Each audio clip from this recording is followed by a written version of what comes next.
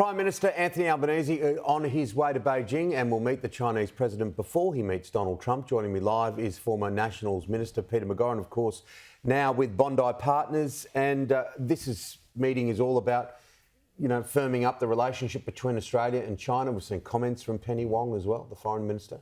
Yeah, Tim, very important meeting on trade, investment, tourism. And the Prime Minister's taking a very large business delegation. There'll be round tables, there'll be meetings, and they'll be pushing the line that Australia can move more towards green iron or by processing our mining of iron ore in a better way. And China's very big on green iron and so on. So there's a lot at stake. The problem is it at the expense of the relationship with the United States? He still hasn't had a face-to-face meeting with President Trump. There's none scheduled over the horizon, and the phone calls are infrequent. So that's the concern, not that he's going to China. RBA have kept the rates on hold. It's disappointed a lot of people, a lot of economists. Others say, well, they did the right thing.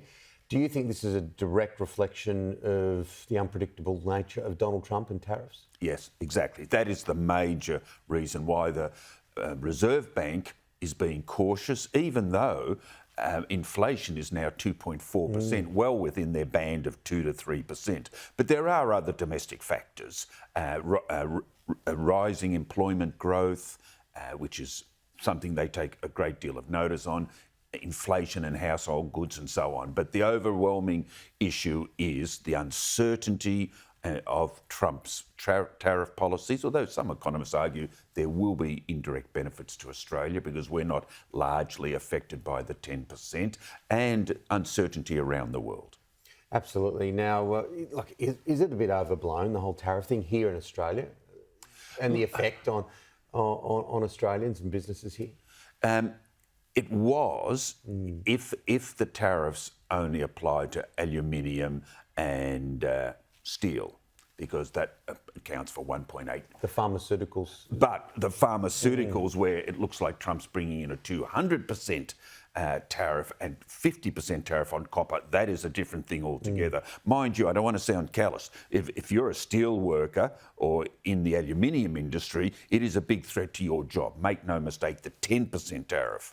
So we mustn't forget them. But overall, it's $1.8 billion export to the US from those two commodities. But the pharmaceuticals is a $200 billion export industry. So there's rising panic in the government on those two threats. The US president is not an easy guy to play, is he? If you were the boss of Australia, if you were the Prime Minister like Anthony Albanese, it's not an easy play, is it? Because it changes. It changes, and he's hit Japan and South Korea with tariffs at 25%. I mean, they are in the front line against China, but there are ways to manage him to a better extent than Albanese is. You've got to have the personal relationship. We've seen Kevin Rudd, been a lot of publicity about Kevin Rudd's brief meeting with Donald Trump. Just remember the date and the place it took place.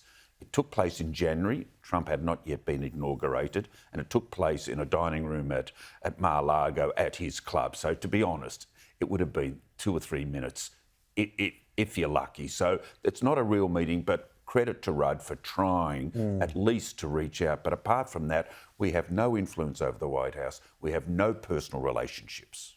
Trump appeared to have a go at Putin. Did you see that? Yeah, that is very significant. He's preoccupied, Trump, with the Gaza settlement and peace deal, but he is going to turn his mind to Ukraine. He's already authorising a whole new range of defensive protection for Ukraine. He'll probably switch now to offensive weaponry. He's going to turn his mind to the Ukraine-Russia war shortly, and Putin will come off second best. Finally, report card, Susan Lee, you worked with her for a number of years. Yes. Your report card early? Too early, Tim. Okay. What is it, 9 weeks since the election? B+? Yeah, I'd give her a B+, but she's got 500 challenges ahead of her in the next 3 years, and she's probably through just a couple of them. Politics is a Melbourne Cup, not a golden slipper. Huh? Well said, yeah. It's a long game. Good to see you. We'll do it again next week? Yes, Tim. Okay, thank you, Peter.